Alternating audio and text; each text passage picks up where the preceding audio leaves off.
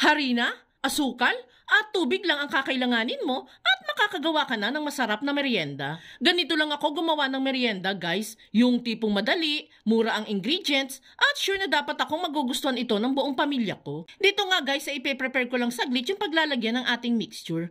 Gagamit lang ako dyan ng stainless round pan at papahiran ko na din yan ng mantika.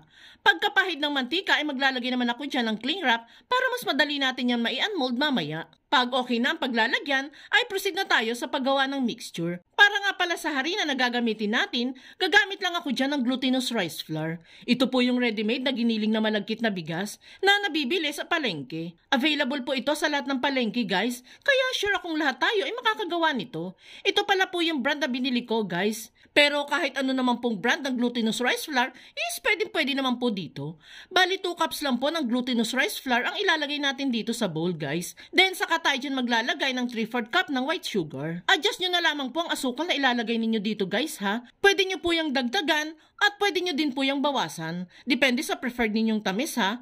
Haluin lang natin ang dalawang ingredients dito, then saka tayo dyan maglalagay ng paunti-unting tubig. Gradual lang muna ang paglalagay natin dyan para matansya natin kung kulang pa ba or sapat na yung ilalagay nating tubig.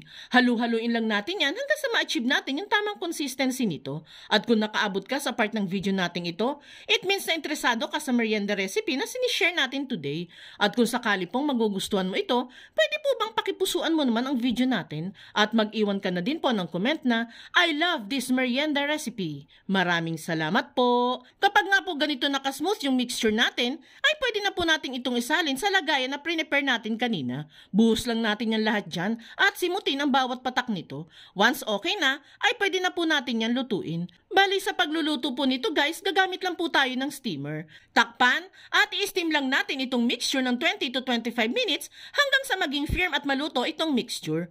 Makalipas nga ang 25 minutes na pag-i-steam, ay i-check natin kung firm o buo na nga ba itong mixture natin. Kapag okay na nga at luto na ito, ay pwede na natin yang hanguin. Palalamigin lang natin yan hanggang sa mag-subside ang init nito. Then saka natin yan i-unmold sa lagayan. At this point guys, ay babalutin pa natin ito ng cling wrap dahil ilalagay pa po natin yan sa baba ng ref na magdamag or kung nagmamadali kayo, 4 to 6 hours ay sapat na po. Ginagawa natin yan para mas maging firm or matigas itong nalutong mixture.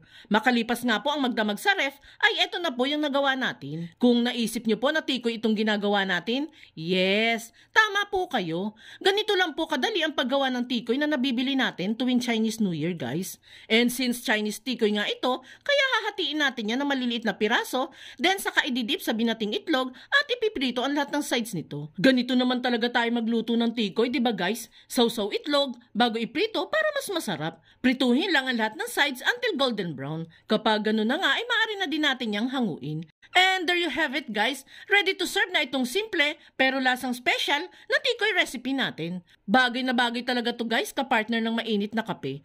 Super sulit talaga ang paggawa nito guys, promise. Kaya kung nagustuhan mo itong ating recipe, i-share at itag mo na ang buong pamilya at barkada mong mahilig sa tikoy at subukan mo na ding magluto nito.